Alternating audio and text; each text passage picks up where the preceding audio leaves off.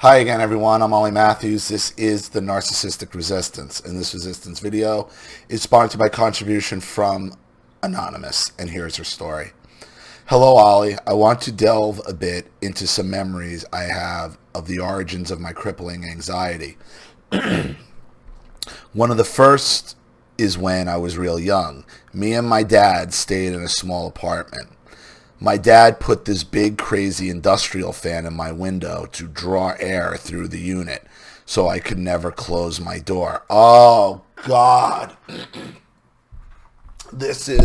Wow. This is another freaking trigger for me. This drawing, you can't close your door because we're drawing air. I've talked about it. We didn't have air conditioning because every house we were in somehow had cross ventilation. Oh, no, we got cross ventilation. Yeah, they're called windows, bitch. Every house has them, you moron. We also have something called air conditioning, so you don't have to deal with the humidity. But again, it's another ruse, so you can have no fucking privacy. Believe me, I get it. Another thing to yell and scream at you over for having your fucking door closed. And now it's hot because you gotta get changed. And you know, what are we all fucking, you got something I don't, fuck off, bitch. I don't want you looking at me. I know what this is about. I know you want to look.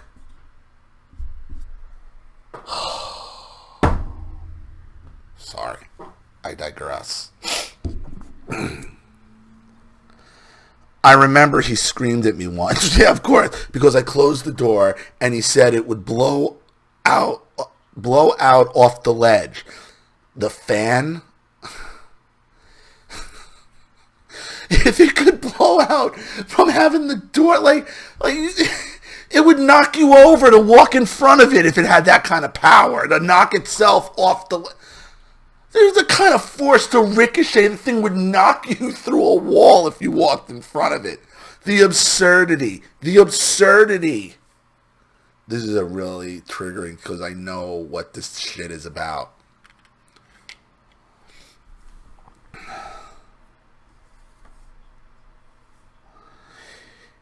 He could have put it in his room, but of course I wouldn't dare have said that. It was, so I always had to leave it open, of course. Call it the Narc fam out at your own peril. Call the Narc fam out on your own peril.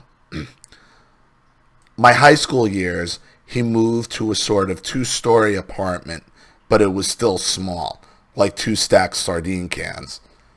I loved to read, and he would blast the cable news downstairs and the radio upstairs.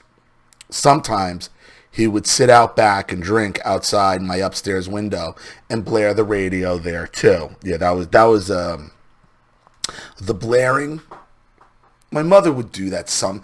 The blaring is a Virginia thing. So when you were at her house down the shore, her thing was to turn all the TVs up real loud and start slamming doors and drawers. Well, Laura was good for a good door and drawer slammer as well, as was my ex-wife.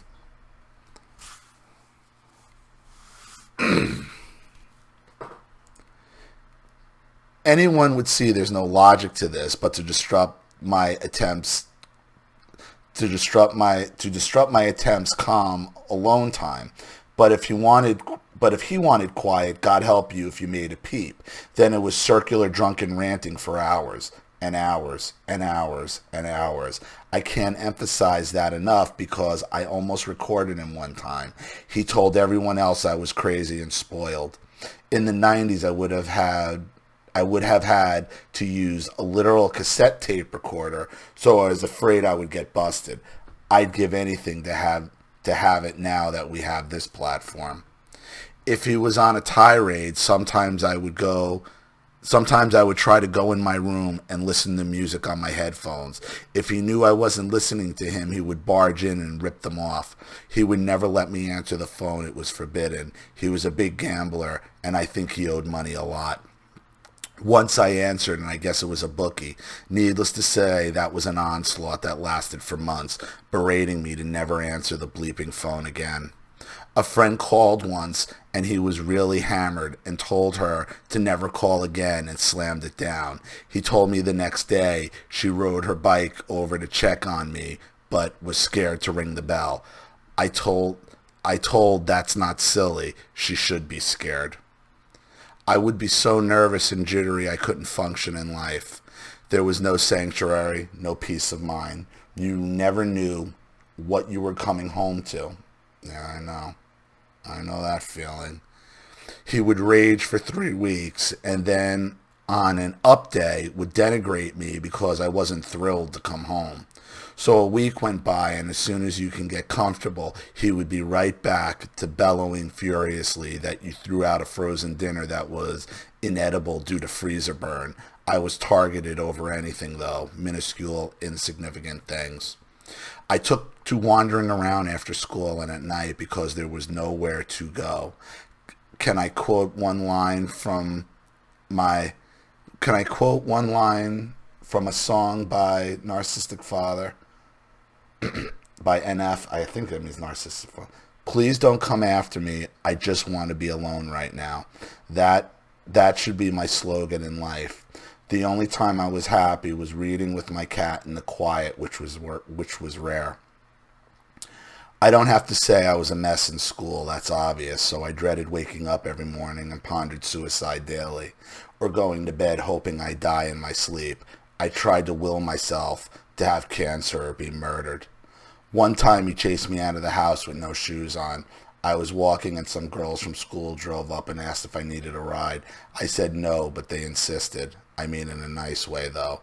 They took me to one of their houses and said I could hang out with them until later and take me home. The girl's mom came home and they chatted.